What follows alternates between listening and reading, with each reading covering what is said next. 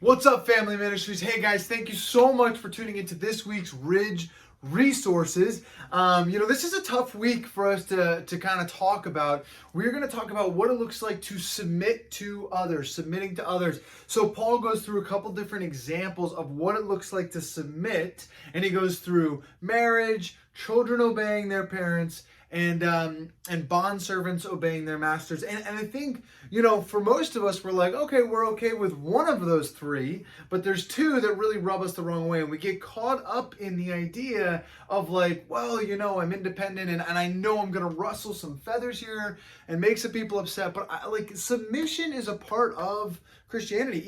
Even submitting to God, submitting to God's plan, submitting to God in obedience, submitting to Him. And I think Paul's drawing out examples of what it looks like to submit to one another in everyday life as a continuation of what our new life looks like. Let's just go back and review real quickly.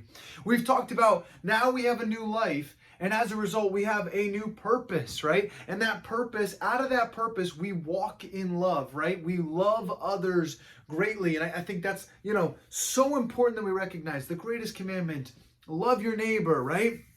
Love God and love your neighbor. And as a result of that love, as another piece of that love, we submit to others. But most importantly, in that, we submit to God. Now we're going to kind of process this with our students. We're going to talk about this. We're going to process the cultural connotations, the context, the understanding, but most importantly, what does it look like in our American independent culture to submit? And most importantly, I'm not making any political stances or statements or anything.